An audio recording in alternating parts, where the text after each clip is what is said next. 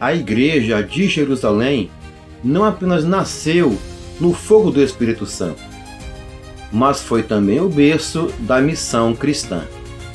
Do cenáculo para o mundo, o cristianismo rompeu barreiras culturais e também linguísticas.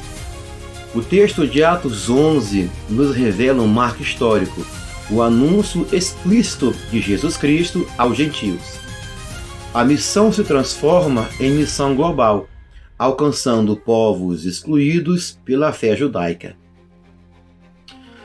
A lição nos convida a compreender que a Igreja de Jerusalém ela possuía uma consciência missionária. Meus irmãos, sejam todos muito bem-vindos à lição 12, que tem por tema o caráter missionário da Igreja de Jerusalém. Deixa EBD morrer, oh não, não, não, é o pão que alimenta, é a firme instrução. Não deixa EBD morrer, levante a sua mão, pelo EBD. Meus amados irmãos, que Deus os abençoe, que Deus vos guarde, em nome de Jesus. Vocês estão bem?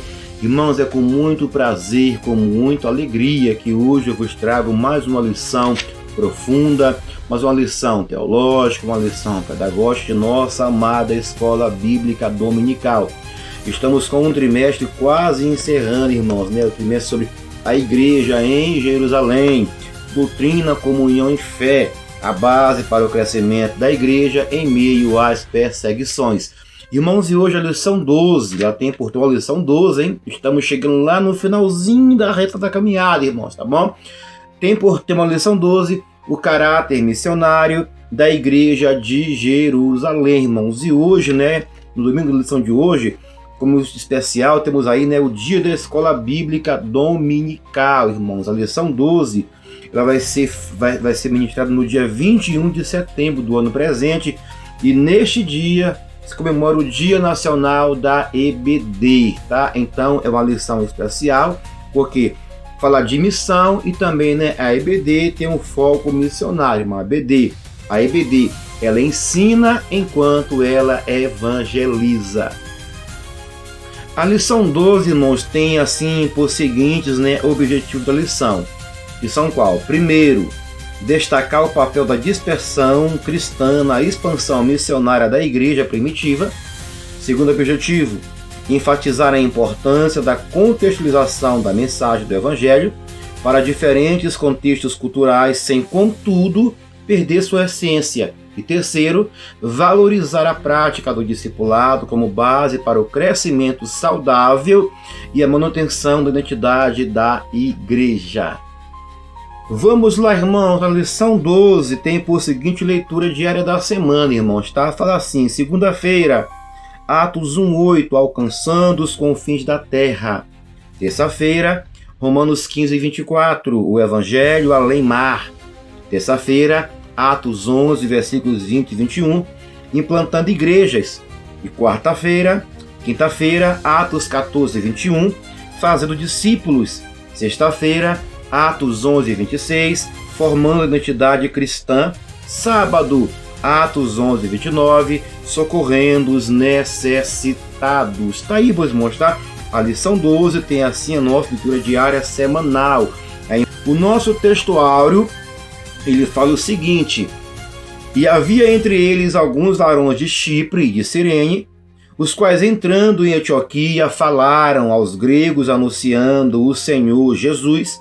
Atos capítulo 11, versículo de número 20, irmãos. Então o nosso textuário, ele nos mostra, né, que uma igreja, né, ela tem potencial para poder ir além das suas quatro paredes, irmãos. E aqui no caso, a igreja aqui, né, de Jerusalém, ela saiu dos muros da cidade. Ela rompeu os muros e foi além das fronteiras culturais e étnicas, né? Então, eles foram levar a palavra de Deus. Eles foram anunciar Jesus Cristo lá em Antioquia, irmãos. Então já foram além das barreiras de Jerusalém. Eles foram além das barreiras culturais. Eles foram além das barreiras étnicas, tá? Então toda a igreja tem essa missão: sair das suas quatro paredes e romper barreiras. A nossa verdade prática comentada diz assim, ó: Faz parte da missão da igreja a evangelização de povos não alcançados. A evangelização nunca foi uma receita pronta, irmãos, tá? Mas sempre um conjunto de estratégia, grava aí, de estratégias que a igreja de Atos até hoje tem usado para cumprir o rito de Jesus. Olha que interessante. Se olharmos a história bíblica e depois a história da igreja, dá para destacar algumas principais, né, estratégias. Eu botei aqui 3, ó. Primeira, evangelização pessoal, 1 a 1, o boca a boca. Dessa aqui, irmãos, essa aqui é a que tem mais prática, tá? O que é isso? É a conversa pessoal, o olho no olho. Permite discipular, ouvir, contextualizar a mensagem. Hoje, isso continua sendo forte. Amizades, relacionamentos, discipulado pessoal. Segunda estratégia, pregação pública. É o anúncio aberto em praças, templos, cultos ou até mesmo mídias digitais, que são as praças modernas, tá? Então, estratégia, irmãos. Deus nos deu o meio de poder pregar sua palavra. Missões transculturais. Envio de missionários para outros povos e culturas, levando a mensagem além das fronteiras, tá? Então, aqui, ó, também temos serviço social e ação social, temos igreja em células e pequenos grupos como exemplos de missões. Então, tem como pregar o evangelho, tá? Deus nos deu estratégias para isso. E a nossa palavra-chave é qual? É missão. A palavra missão, ela vem do hebraico, né? Shalash, que é enviar, despachar, mandar com uma missão. Ou seja, essa palavra salash aparece em vários contextos, inclusive quando Deus envia profetas. A quem enviarei, né? Isaías 6, né? E quem há de ir por nós? Sentido da palavra, o ato de ser enviado com o propósito divino. Então a missão no hebraico é o ato de ser enviado com um propósito divino. Não é para se aventurar, não. É com um propósito divino, tá bom? E no grego, né? Apóstolo, enviar com autoridade, designar como representante. É daí que vem a palavra apóstolos, né? Enviado, mensageiro, oficial. E tem por seguinte sentido: enviar alguém como embaixador com autoridade e com responsabilidade. Irmãos, note bem que missão, né, é uma palavra muito ampla, tanto no grego como no hebraico, irmãos, tá? Então, missão é ser enviado com um propósito divino. Missão é enviar alguém como embaixador com autoridade e com responsabilidade. Missões não é para irresponsáveis, não, tá? É para quem tem responsabilidade e desejo no coração missionário, irmãos. Irmãos, o nosso plano de aula, né, tem por seguinte, assim, organização. A lição 12, o caráter missionário da igreja de Jerusalém, tem por seguinte tópicos, né? Tópico 1, uma igreja com consciência missionária, tá? O tópico 1 tem 3 partes, que são quais? A parte A, o evangelho para além da fronteira de Israel. A parte B, cristãos dispersados, mas conscientes de sua missão. E a parte C, cristãos leigos, mas capacitados pelo Espírito. O tópico 2, uma igreja com visão transcultural. A parte A diz como? A cultura grego-helênica. A parte B, contextualizando a mensagem. E o tópico 3, uma igreja que forma discípulos. A parte A, a base do discipulado. A parte B, denominados de cristãos. E a parte C, a identidade cristã. Vamos lá, meus irmãos, lição em mãos, tá? Para a nossa introdução. E não se esqueça, irmãos, se inscreva no nosso canal, compartilhe esta aula, deixe o seu joinha e comente também aqui embaixo. Eu quero te ouvir através dos comentários quem é você, qual é a sua igreja, seu ministério, irmãos, tá bom? Então comente aqui embaixo, que vai ser bênção ouvir você através do teu comentário. E outra coisa importante, todo o nosso material hoje visual e também comentado faz parte da nossa plataforma da IBD Online, irmãos. Como é que eu tenho acesso a ela? Através dos links aqui embaixo, irmãos, tá? Materiais por excelência, materiais bem desenvolvidos, tá? Lá tem muita coisa boa. Se meter aqui embaixo, entrar na nossa plataforma online, assinar a plataforma online, né? É um preço bem acessível, tá? E vale muito a pena. Vamos lá? Introdução. Como o Evangelho alcançou Antioquia, uma importante cidade da Síria dentro do Império Romano. Conhecer esse fato é relevante porque, pela primeira vez, cristãos de Jerusalém levam a mensagem da cruz aos gentios fora das fronteiras de Israel. Com o ingresso do Evangelho na cidade de Antioquia, a igreja dava o seu primeiro salto na missão transcultural. Nesta lição estudaremos sobre como o ID de Jesus é levado a sério por um grupo de cristãos refugiados, vítimas da perseguição que sobreveio a Estevão em Jerusalém. Esses crentes, mesmo sendo leigos, possuíam uma forte consciência missionária. E quando perseguidos, não escondiam sua fé, mas a compartilhavam, apontando sempre para a cruz de Cristo. Esse é um belo exemplo da fé cristã que deve não somente nos inspirar, mas sobretudo nos levar a agir como eles. Vamos lá, irmãos, para o nosso banho aqui da introdução. Tem assim por tema a vocação missionária da igreja, né? Recebemos a incumbência de continuar a obra de Jesus no mundo. E por isso temos a responsabilidade de desenvolver o ministério missiológico, irmãos, tá? A igreja, ela tem de cumprir sua missão, tá? A missão é para nós, é para a igreja, pregar o evangelho. Toda a igreja, não somente liderança, mas todos nós. Olha aqui. Precisamos repensar a nossa vocação missionária como uma verdadeira igreja, cuja a função no mundo é a evangelização, irmãos, tá? Temos que repensar. Estamos realmente colocando em prática a nossa vocação? Olha aqui. Como igreja, devemos ter a consciência de que a principal razão da nossa existência é adorar a Deus e fazer missões. Como igreja, temos de ter a consciência missionária, irmãos, tá? E temos uma missão, adorar a Deus e fazer missões. O mandamento do Senhor para nós é, portanto, ide, ensinai as nações, batizando-as em nome do Pai, do Filho e do Espírito Santo, ensinando-as a guardar todas as coisas que eu vos tenho mandado. E eis que estou convosco todos os dias até a consumação dos séculos. Está aí. A igreja, ela possui uma vocação missionária, irmãos, tá? E esta vocação missionária é a nossa responsabilidade. Temos de colocar em prática, em ação, o nosso trabalho missionário. Ide e pregai este evangelho a toda criatura. Irmãos, o tópico 1 tem por seguinte divisão, né?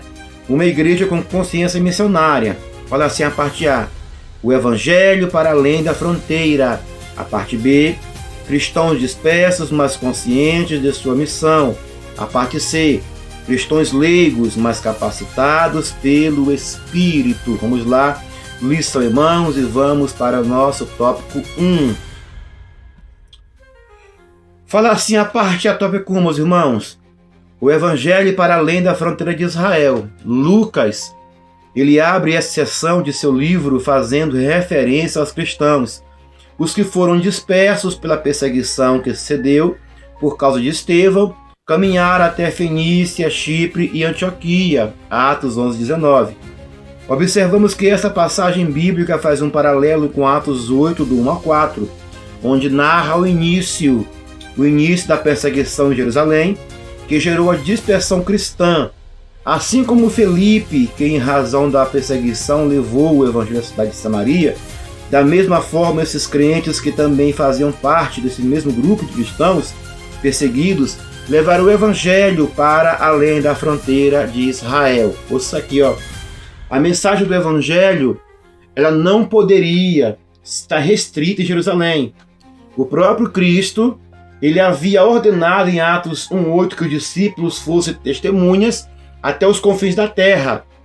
A igreja primitiva, ela percebeu que a promessa feita a Abraão, de que em sua descendência seriam benditas nações, né, encontrava o cumprimento em Cristo. Essa consciência rompeu a ideia de exclusividade étnica e revelou a universalidade do plano da salvação. A chegada a Antioquia marcou esse avanço, porque a cidade era um centro cosmopolita, com judeus gregos e outros povos. Ali, a mensagem cristã foi anunciada diretamente aos helenistas, tá? Evidenciando que o reino de Deus não tem fronteiras humanas. A expressão grega evangelizou, né, em Atos 12:10, indica não apenas comunicar, mas proclamar as boas novas com autoridade e clareza, tá? A expansão missionária para Jerusalém de Israel, para além de Israel, né, não foi acidental, mas foi cumprimento da profecia e do mandato divino. A igreja entendeu que, né, o senhorio de Cristo é universal e que o evangelho ele não pertence a uma etnia, mas é dom de Cristo e é universal, né?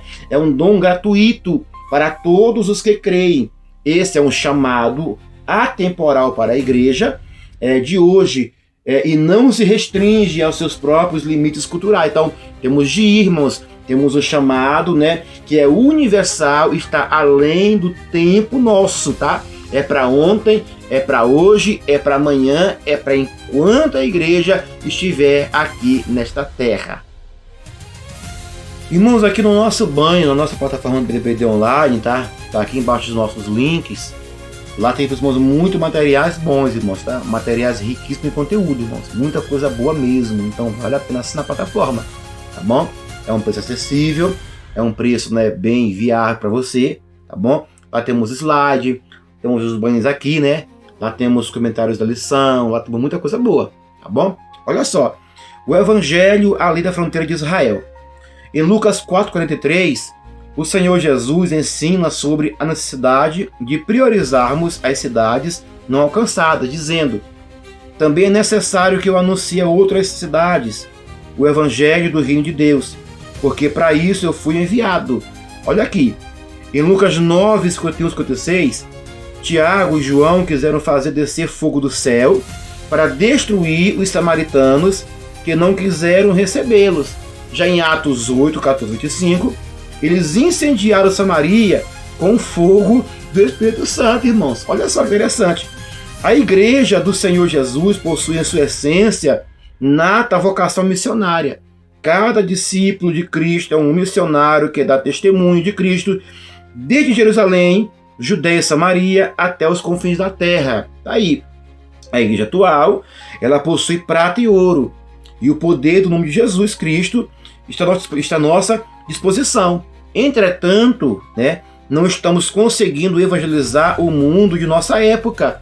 Precisamos investir em missões, da mesma proporção que investimos em templos luxuosos. Nós hoje temos tudo em nossas mãos, irmãos. Temos internet, temos mídia social, temos dinheiro, temos veículos zelosos, né? Mas não estamos conseguindo evangelizar o mundo de nossa época com precisão. Temos que investir em missão da mesma proporção que investimos em templos luxuosos, tá bom? Missão é algo urgente, é algo prioritário e agrada o coração de Deus. Cristãos dispersados, mas conscientes da sua missão, né? Que é a parte 2 do 1, diz assim: esses cristãos dispersados, após fugirem de uma perseguição feroz, não esconderam a sua fé, aonde chegava a anunciar a palavra de Deus, e foi assim que eles deram testemunho do evangelho na Fenícia, Chipre e Antioquia. O que vemos são cristãos conscientes da missão de testemunhar de sua fé onde quer que estivesse. Eles haviam sido comissionados para isso. Somente cristãos participantes de uma igreja consciente de sua tarefa missionária agem dessa forma. Eles não perdem o foco, anunciam o Senhor Jesus em qualquer tempo, lugar e em qualquer circunstância. Olha só, irmão, de acordo com o Bunyan, né, cristãos dispersados, mas conscientes da sua missão, aqui nós temos algumas marcas da consciência missionária da igreja. Primeira marca aqui no azul, a identidade em Cristo, né? A primeira marca é saber quem somos. Quando a identidade está afirmada, a missão não é opcional, mas é natural. Quando eu sei quem eu sou em Cristo, irmão, então minha missão é natural, tá? Aqui no verde, letra B, no verde. A segunda marca, o amor pela palavra. Eles tinham convicção de que a mensagem é poderosa. Eles não levavam filosofias próprias, mas a palavra de Deus, que gera fé. Então tá aí, tá? O amor pela palavra também é uma marca da consciência missionária. Terceira marca aqui, letra C, a visão de alcance, né? Aqui parece uma marca crucial: romper barreiras culturais e étnicas, e consciência missionária não se limita à sua bolha. Aí, terceira marca, uma visão de alcance, né? Uma visão de longo alcance, tá? Eles aqui, né, tem uma marca crucial: romper barreiras culturais e étnicas. A consciência missionária não se limita à nossa bolha. Temos de romper a bolha, irmãos. Temos de avançar, tá bom? E quarta marca, a obediência ao chamado, né? Não é fazer missão porque dá certo, mas porque foi ordenado pelo Senhor da igreja, tá? Obedecer ao chamado de Jesus. De novo, ide por todo mundo, tá? Ou seja, fazer discípulos em todas as nações. Fala assim, irmã, a parte 3, tópico 1. Cristãos leigos, mas capacitados pelo Espírito.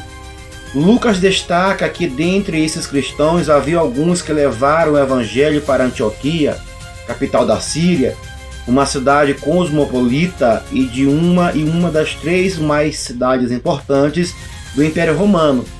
O texto deixa claro que foram esses cristãos comuns, os comuns, que fundaram a igreja de Antioquia, uma das mais relevantes e importantes do Novo Testamento.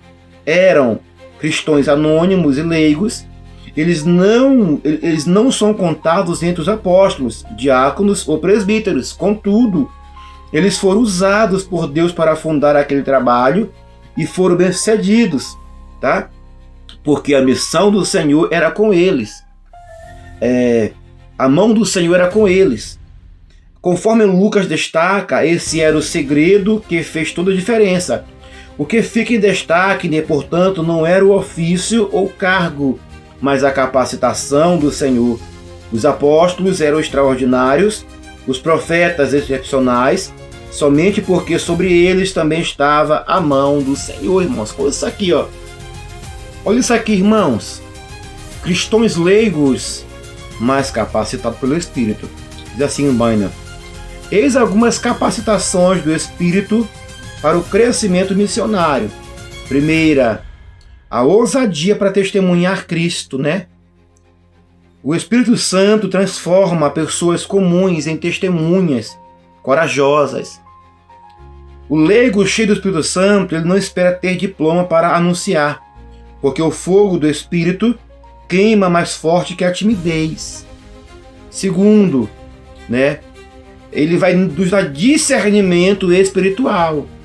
Os leigos de Antioquia discerniram que o evangelho não era só para judeus, mas também para gregos, e isso foi uma revelação cultural e missional. E terceiro, ele nos dá poder para comunicar o evangelho, né, com autoridade. Não era oratória treinada, mas graça acompanhada de poder. A mão do Senhor estava com eles e muitos creram, né? Então, o Espírito Santo, ele vai nos dar capacitações para o crescimento da obra missionária. Irmãos, por aqui eu fecho o tópico 1 com a seguinte sinopse. A igreja de Jerusalém, mesmo dispersada, manteve o seu compromisso de anunciar o evangelho com ousadia. O tópico 2 monta o seguinte tema: uma igreja com visão transcultural, tá? Fala assim a parte A cultura grega, né, helênica. A parte B, contextualizando a mensagem. Vamos lá, lição em mãos para podermos nós aplicar o tópico 2. Vamos lá, irmãos, tópico 2 tem o seguinte tema: uma igreja com visão transcultural. A parte A fala assim: a cultura grega, né, helênica. Fala assim a revista: a Bíblia nos conta que alguns cristãos que tinham sido espalhados pelo mundo chegaram a Antioquia, falaram aos gregos.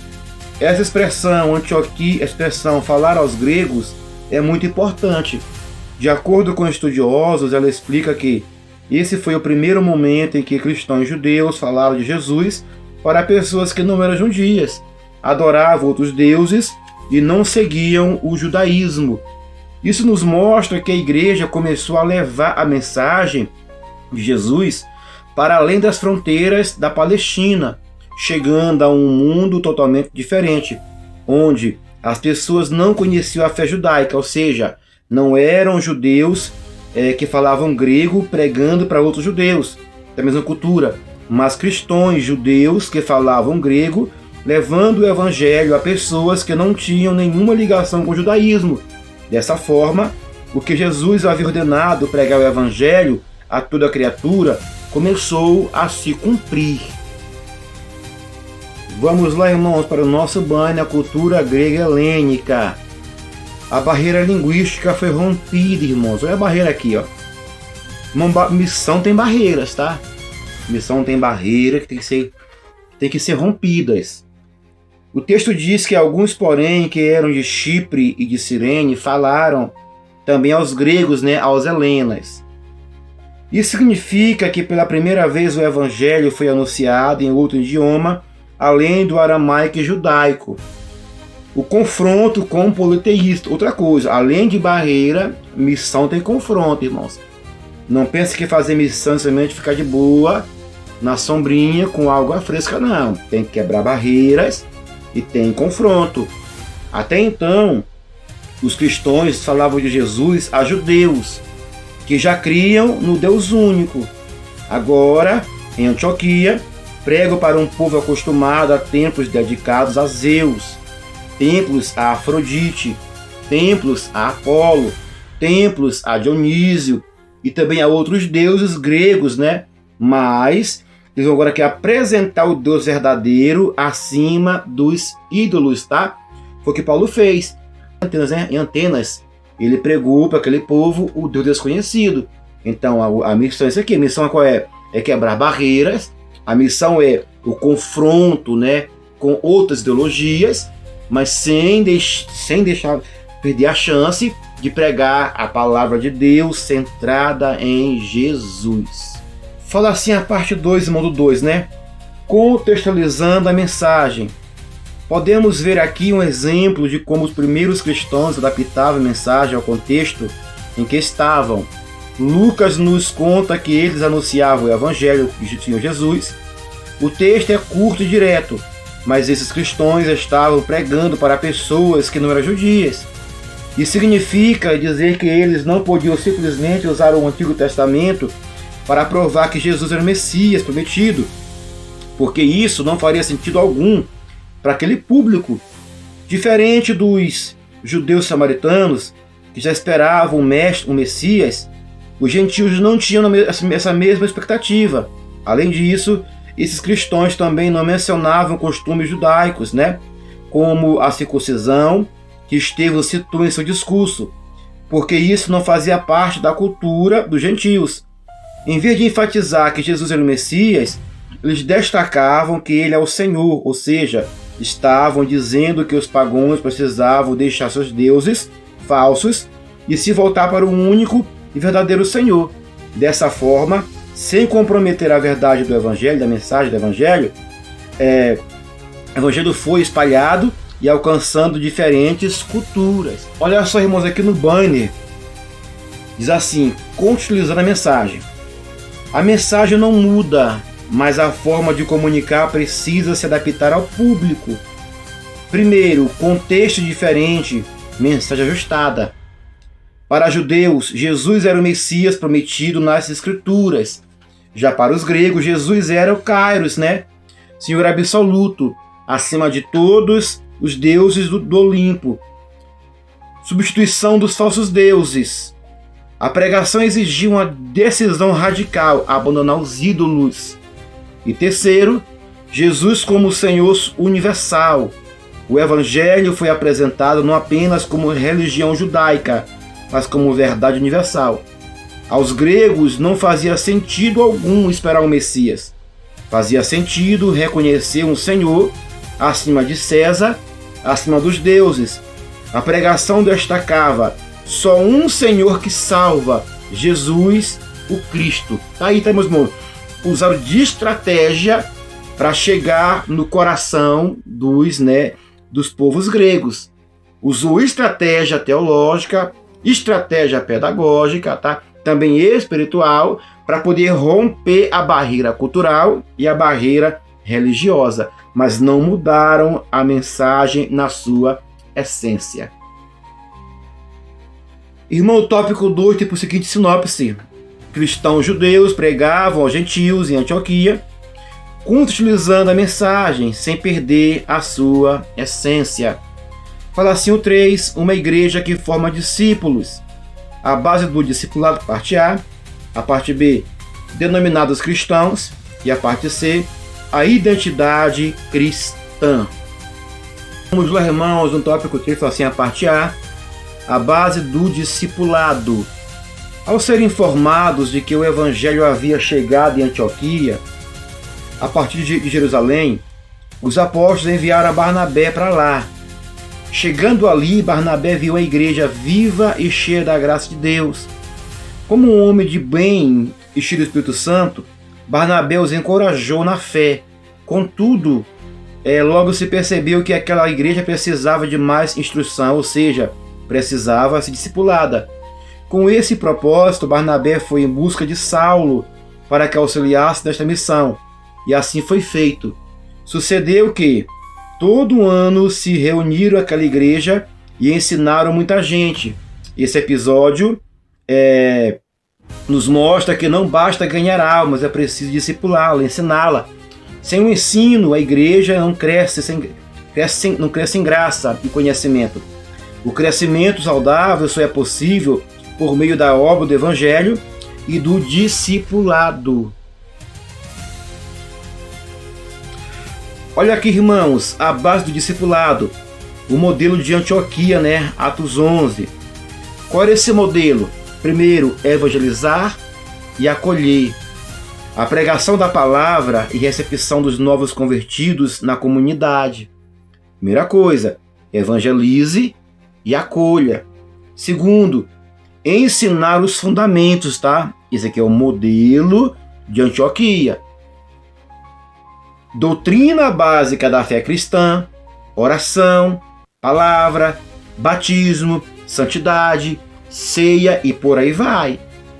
Além de evangelizar, além de acolher, ensinar a nossa base teológica e doutrinária. Terceiro, viver em comunidade, praticar a fé juntos, com culto, partilha e perseverança.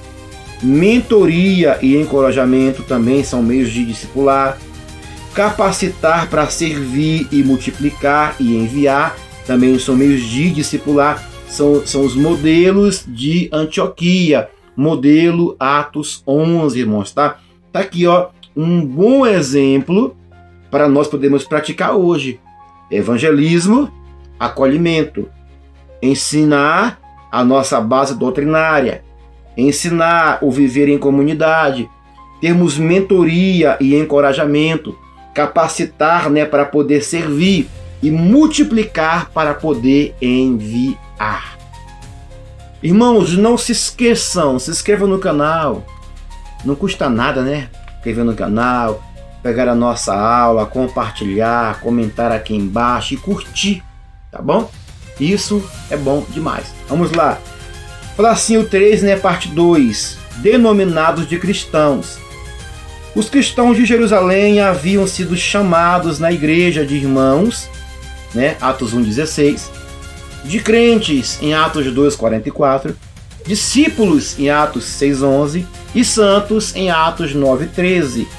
Também passaram a ser identificados tanto pelos de dentro da igreja, como pelos de fora dela, como aqueles que eram do caminho. Atos 9,2, 19,9, 22,4. Agora em Antioquia são chamados de cristãos. Atos 11:26. O termo cristão tem o sentido de pessoas de Cristo. Aqui, em Antioquia, os discípulos foram pela primeira vez chamados cristãos. Esse nome, possivelmente usado inicialmente de forma pejorativa, acabou se tornando símbolo de identidade. O termo grego cristianos, né, significa pertencente a Cristo e reflete a nova identidade dos que seguem o caminho, no caminho, né? Esse título mostra que os discípulos eram reconhecidos não apenas por sua doutrina, mas por seu estilo de vida. Eles se tornaram diferentes em meio ao ambiente helenista, testemunhando com autenticidade a fé que professavam. A missão não formava apenas prosélitos, mas pessoas cuja vida refletia o caráter de Cristo. Conclui-se que ser denominado cristão é mais do que portar um rótulo religioso, é carregar a marca da identidade de Cristo em atitudes, em valores e práticas. A igreja atual, ela deve refletir essa imagem, identidade com clareza, sendo reconhecida não por tradições externas, mas por sua semelhança com o Mestre, com o nosso Cristo. De acordo com um banner, irmãos, denominados cristãos, né? Eu vou ter aqui duas coisas aqui interessantes. Ó. Primeiro, o termo cristão tem origem externa. A palavra grega usada é cristianos, né? Formada de Christos, ungido. Tradução do hebraico Machia, né? Mais ou menos o sufixo latino ianos, que significa pertencente a ou seguidor de. Então, cristão pertence a Cristo ou é seguidor de Cristo. De apelido à identidade. Inicialmente, parece ter sido usado de forma pejorativa em Antioquia, uma cidade multicultural e debochada. Mas os discípulos assumiram o nome como marca de identidade e de honra. Ou seja, o sentido profundo do nome. O nome cristão resume três coisas.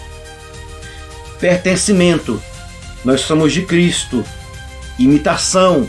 Nós seguimos o estilo de vida de Cristo. E testemunho. Nós carregamos o nome de Cristo diante do mundo. Tá aí. Isso aqui é ser cristão. Isso aqui é o cristianismo. Para fechar nossa lição de hoje, irmãos, o nosso tópico 3, parte 3, a identidade cristã. Fala assim, não se esqueçam, inscreva no canal, compartilhe a aula, curta e comente aqui embaixo. Olha só, o que realmente define um cristão não é apenas o nome ou um rótulo, mas sim sua vida, sua fé e suas atitudes. Embora alguns estudiosos acreditem que o termo cristão tenha sido usado em Antioquia como de forma de zombaria, né? A verdade é que aqueles seguidores de Jesus demonstravam um grande entusiasmo e dedicação, assim como os primeiros crentes que vieram da igreja de Jerusalém para pregar naquela cidade. O nome cristão aparece novamente na Bíblia em Atos 26, 28 e 1 Pedro 4,16. Segundo a Bíblia, ser cristão significa crer em Jesus, abandonar o pecado e receber a salvação como um presente de Deus dado pela graça. Então, cristão não é somente um nome, não é somente um rótulo, mas sim é estilo de vida, estilo de fé e atitudes que condizem com a palavra de Deus e com o nosso Cristo, o nosso Mestre, o nosso Senhor. A identidade cristã, irmãos, tá? Olha só. A identidade cristã não é definida por rótulos, nem por tradição religiosa herdada, mas por algo muito mais profundo. Eu botei aqui 4 coisas que definem por que somos cristãos. Primeira coisa, pertencemos a Cristo. A identidade cristã nasce do novo nascimento e do fato de sermos de Cristo. Não somos da religião cristã, mas somos do próprio Cristo Jesus. Segundo, a presença do Espírito Santo. Paulo afirma que se alguém não tem o Espírito Santo, ou o Espírito de Cristo, esse tal não é dele. Romanos 8, 9. Terceiro, o discipulado em Cristo. O cristão é, antes de tudo, discípulo, né? Mátetes, aprendiz. Quarto, o testemunho diante do mundo. Não basta ser crente oculto. O mundo precisa ver Cristo em nós. Mateus 5, do 14 ao 15. O mundo tem que ver em nós o reflexo de Jesus. A nossa vida cristã é para refletir Jesus. A nossa conduta, o nosso testemunho, o nosso viver é para ser um reflexo claro de Cristo em nossas vidas. O tópico 3 tem por seguinte sinopse: a igreja investiu no ensino e discipulado, consolidando a fé, a identidade cristã nos novos convertidos. Vamos lá, irmãos, para a nossa conclusão. Aprendemos como a providência de Deus faz com que o Evangelho chegue por meio da igreja a povos ainda não alcançados. O que se destaca não é a metodologia sofisticada do evangelismo, mas a graça de Deus, que capacita pessoas simples e anônimas a realizarem sua obra. Quem deseja fazer, Deus capacita. Ninguém jamais terá tudo de que precisa para cumprir a obra de Deus. No entanto, se Deus tiver tudo de nós, Ele nos habilitará e a realizará. Olha aqui, a igreja de Jerusalém, ela nos ensina que a missão não é o coração pulsante do cristianismo. Ela nasceu sobre a promessa do Espírito e se espalhou em meio à perseguição, revelando que adversidades não anulam o plano divino. Pelo contrário, tornam-se instrumentos de expansão e amadurecimento missionário. A experiência de Antioquia mostra que a missão transcultural é indispensável. O Evangelho só alcança o coração humano quando dialoga com a cultura, sem perder sua essência.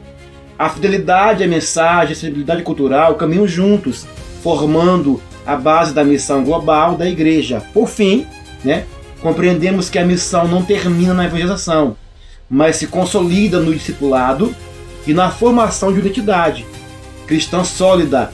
O desafio atual da igreja é resgatar esse caráter missionário, vivendo a fé de forma prática e proclamando Cristo até os confins da terra. Tá aí, meu irmão. Lição 12, muito boa, tá? Muito ótima. Pratique isso aqui na tua igreja, no dia a dia, e faça a missão, meu irmão. Vá além das 4 paredes da igreja. Irmãos, domingo que vem, fecha o nosso trimestre, a lição 13, que tem por tema a Assembleia de Jerusalém. Te aguardo aqui, na próxima semana, com a lição 13, a Assembleia de Jerusalém. Até lá, que Deus te abençoe e te guarde, em nome de Jesus. Muito obrigado por tua audiência. Fique na paz.